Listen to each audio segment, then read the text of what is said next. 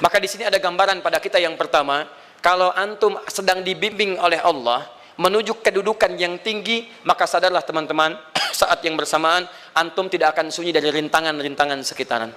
Catat itu baik-baik. Anda kedudukan biasa, naik luar biasa, maka hambatannya itu akan semakin meningkat, tidak sama dengan sebelumnya. Anda orang kecil, diuji dengan ujian kecil. Anda orang menengah, diuji dengan ujian menengah. Anda kedudukan yang tinggi, maka akan diuji dengan kedudukan yang lebih tinggi lagi. Maaf, Allah tidak akan menguji dedaunan dengan angin yang menerpa akar. Pasti berbeda. Karena angin ketika kedudukan semakin tinggi, maka angin semakin kencang akan menerjangnya. Yuk kita turunkan. Jenis ujiannya bisa 3. Bismillah. Tenang aja mas ya. Antum lihat aja, tulis ya. Biar saya ngapus, insyaallah. Perhatikan baik-baik. Sini. Kedudukan bersanding dengan ujian. Kalau rumus fisikanya F berbanding lurus dengan P. Gaya berbanding lurus dengan tekanan. Jadi kalau antum misalnya rumus asalnya F1 sama dengan F2, gaya gerak sama dengan gaya dorong.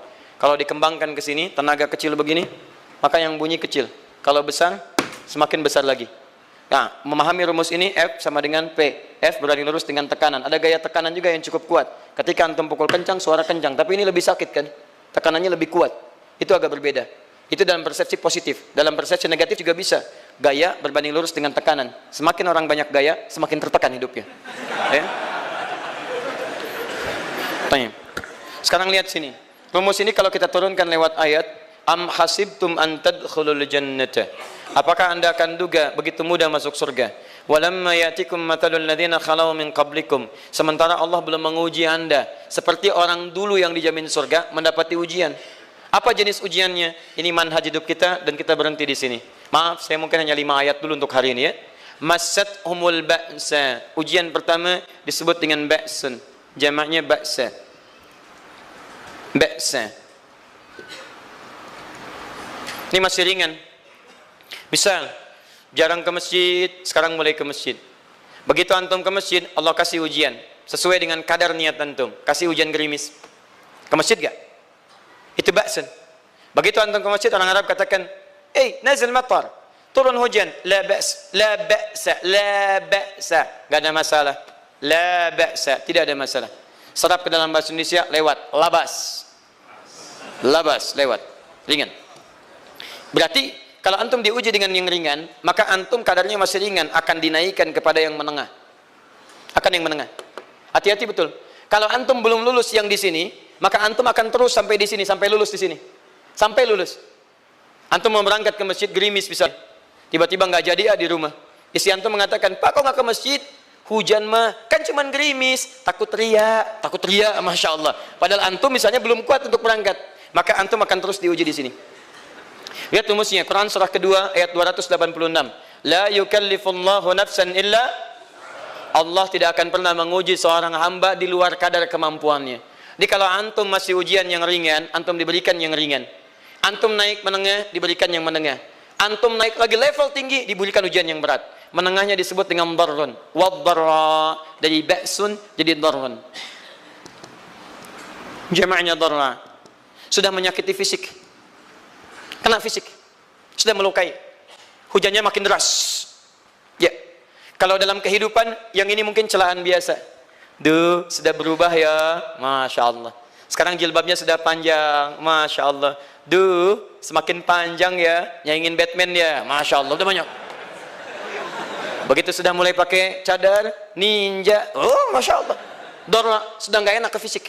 Dornun. Dornun. Lihat rumusnya ya. Lihat rumusnya baik-baik. Ini lebih menenangkan pada jiwa. Ketika Anda dalam level-level seperti ini artinya Allah sedang menaikkan iman Anda dalam level yang lebih tinggi lagi. Jadi ketika ada celaan menghunjam dalam lisan seseorang, sudah mulai menyakiti, itu sebetulnya pengakuan dari Allah lewat lisan orang itu, bahwa Anda sedang diangkat keimanan pada tingkat yang lebih tinggi. Ada yang mengatakan, kamu kenapa sih pakai jilbab begitu? Yang biasa aja kali. Mah, yang iman biasa sudah banyak. Saya ingin menampilkan keimanan yang luar biasa. Supaya dengan iman itu saya lebih mendoakan mama. Saya menampakkan amalan-amalan, mudah-mudahan pahalanya bisa buat mama.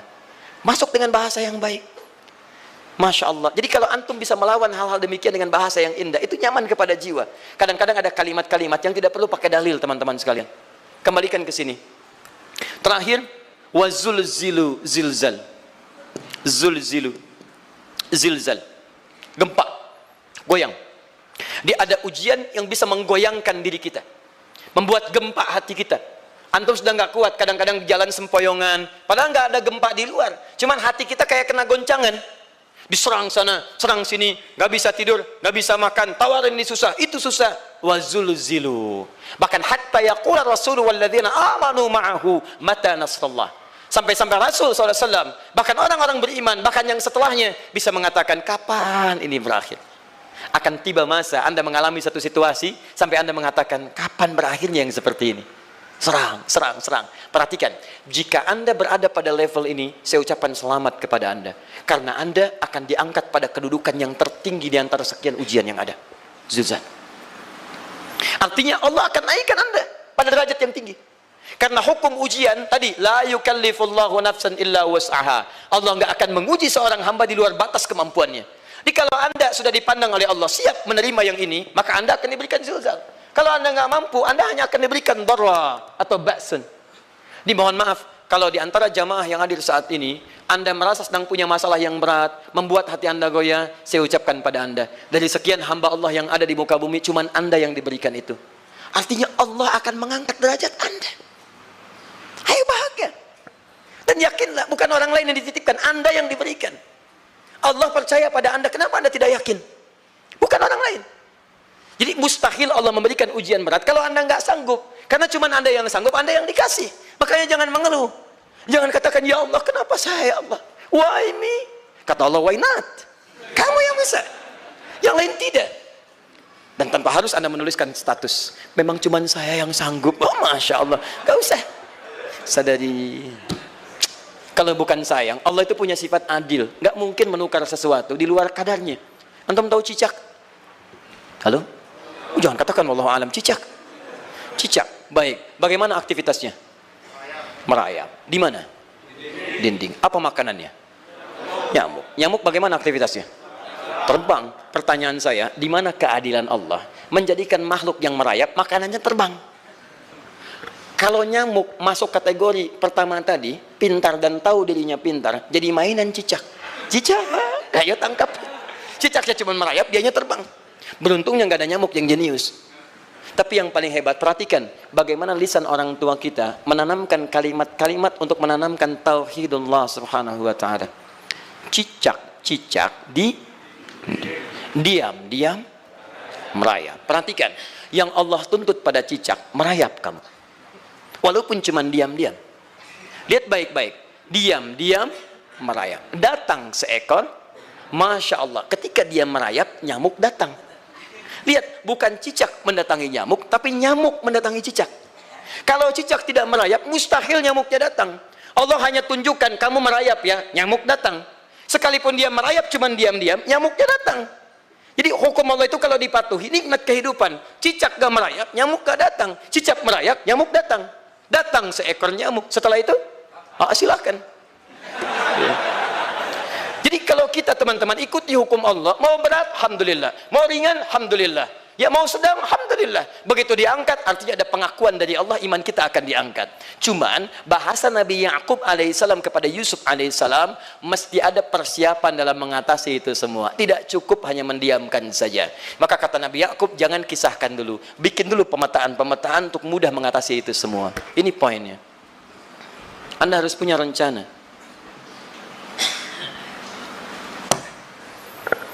Maka Nabi Ya'qub menyiapkan, bekali dulu ini, siapkan itu. Kalau ambil ke aspek teori untuk kita sekarang, tafsir dari ini untuk menyelesaikan solusi di Quran surah kedua ayat 214 tadi, maka jawabannya ada di Quran surah ketiga ayat 142, paling kiri sebelah atas. Ini kanan sebelah bawah, ini kiri sebelah atas. Dan awal ayatnya dibuka dengan kalimat yang sama. Perhatikan, Al-Baqarah ayat 214 kalimatnya menggunakan am hasibtum an tadkhulul jannah. Ali Imran 142 am hasibtum an tadkhulul jannah. Yang Al-Baqarah itu ujiannya, walamma ya'tikum mathalul ladzina khalau min qablikum masathumul ba'sa wad-dharra waz-zulzilu. Yang Ali Imran itu solusinya. Am hasibtum an tadkhulul jannata wa lamma ya'lamillahu alladhina jahadu minkum wa ya'lamas sabirin. Saya tutup sampai sini dulu. Teman-teman perhatikan, walamma, sedangkan Allah ya'lamillahu alladhina jahadu minkum, belum melihat kesungguhan Anda untuk mengatasi berbagai persoalan kehidupan itu. Kalimat jahadu akar katanya dari kata al-juhdu. Serius. Sungguh-sungguh. Jadi kalau persoalan Anda ingin segera selesai, Anda mesti serius. Hei yang sedang kuliah, kalau mau cepat selesai kuliahnya, serius belajarnya. Pahami dengan baik. Kalau Anda nggak pernah serius, bagaimana bisa menyelesaikan pelajaran dengan baik? Hei yang sedang berumah tangga, kalau ingin baik rumah tangganya, serius dalam berumah tangga. Keluarkan hukum-hukum Allah, terapkan dalam kehidupan rumah tangga. Anda akan mendapatkan manfaatnya. Hei yang sedang berbisnis, serius dengan pekerjaan. Karena hanya orang serius yang bisa menghasilkan kekayaan-kekayaan yang terbaik. Serius dalam ibadah, karena ibadah melahirkan keberkahan dengan kekayaan yang Anda dapatkan dari titipan Allah Subhanahu wa taala. Ayo serius. Al-juhdu dibagi 3 bagian. 1, serius dalam merencanakan, disebut ijtihad namanya. Bikin rencana. Misal, maaf, tadi dalam keluarga, kalau diambil kedudukan Yusuf alaihissalam, antum tempatkan itu pada porsi pertama sebagai target. Misal, Yusuf diberikan kedudukan oleh Allah. Bagaimana anak saya punya kedudukan walaupun tidak sama dengan Yusuf alaihissalam? Cari, rencanakan, buat pemetaan. Di masa depan anak saya mesti punya kedudukan. Apa? Kalau dalam kedokteran, kedudukan dokter yang terbaik. Kalau dalam bisnis, pengusaha yang terbaik.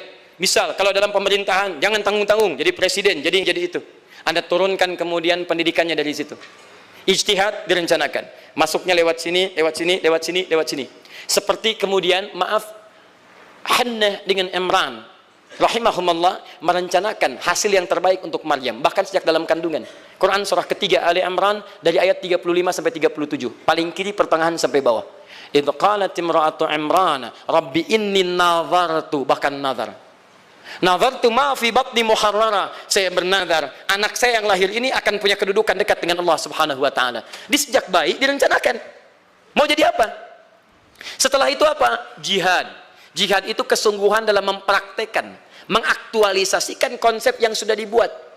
Jangan sampai cuma berdoa, tapi doanya tidak disandingkan dengan ikhtiar, nggak nyambung. Makanya ketika lahir ada jihad, jihad dengan doa. Falamma wada'at saqalat rabbi inni wada'tuha untha, ayat 36-nya. Wallahu a'lamu bima wada'at wa laysa dzakaru kal untha. Lihat, wa inni sammaituha Maryam wa inni wa'idhuha bika wa dzurriyyataha minasyaitonir rajim. Doa. Setelah berdoa apa? Teruskan. Bagian akhirnya ayat 37-nya. Maaf teman-teman, tidak cukup dengan doa. Karena Maryam masih dekat dengan Allah, punya kedudukan, dia mesti dirawat oleh orang yang paling saleh. Cari Nabi Zakaria, orang saleh. Mesti merawat. Tempatnya masih netral dari keburukan, bikin mihrab.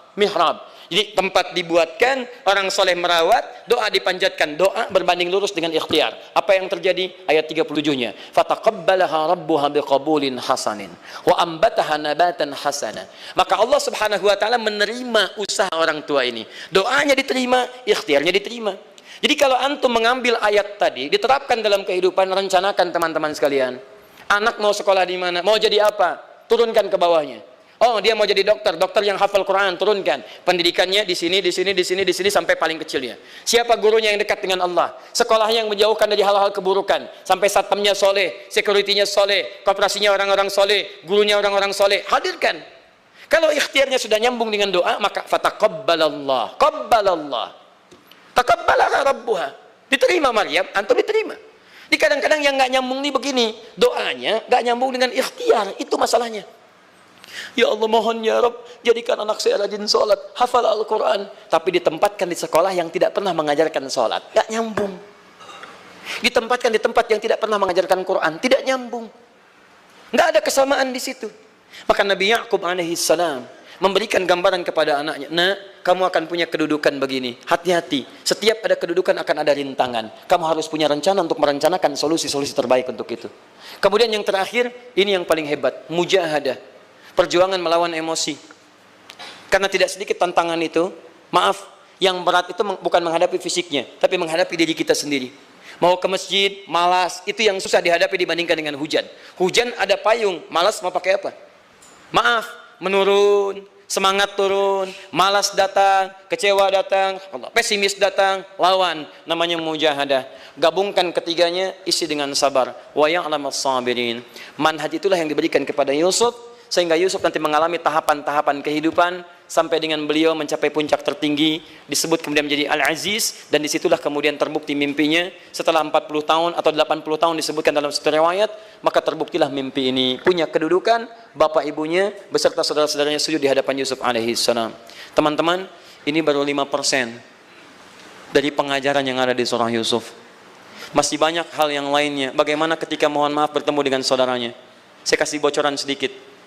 10 orang rapat di satu tempat untuk mencelakai Yusuf. Setelah mereka menyimpulkan bapaknya itu lebih perhatian kepada Yusuf. La Yusufu ahabbu ilaina. Yusuf itu lebih dicintai dibandingkan kita pada diri bapak kita. Bapak kita salah nih. Bapak kita salah. Masya Allah. Bapak kita sesat nih. Ya, inna abana lafi dhalalim mubin. Bapak kita sesat banget nih. Salah bapak nih. Ya harusnya kita yang dicintai, kita lebih kuat. Wa nahnu usbah, kita lebih hebat dibanding dia. Rapat teman-teman. Yang hebat begini, 10 orang rapat. Diajukan usulan untuk membunuh Yusuf. Saya mau tanya pada antum, kalau 10 orang rapat, 9 mengusulkan A, 1 mengusulkan B, kira-kira yang diterima secara quorum 9 atau 1? 9. Ini bisa tertukar. Pembunuhan diusulkan, 9 orang condong. 1 orang mengusulkan, la taqtulu Yusuf, jangan bunuh Yusuf. Alqihi fi ghayabatil jubbi yaltaqithu ba'd as-sayyarah. Cukup lemparkan dia ke tempat gelap. Kemudian di tempat itu akan lewat para kafilah, dia diambil dan menjauh dari kita. Yang penting kan Yusufnya nggak ada, supaya dosa kita nggak berat-berat amat. Yusufnya ambil, itu kan tujuan kita. Lihat baik-baik. Biasanya setan kalau sedang melakukan sesuatu itu nggak akan nanggung. Nodong bisa pembunuhan, lempar bisa perampokan. Tapi ini yang aneh, kenapa 9 orang yang untuk membunuh itu tiba-tiba belok menyepakati rencana yang pertama? Yang 1 orang. 9 orang, 10 orang rapat, 9 punya A. Tiba-tiba yang 9 berpindah kepada yang B yang cuma 1 orang. Kenapa bisa terjadi? Ada rahasia di situ. Kapan rahasianya? Kapan-kapan kita bahas.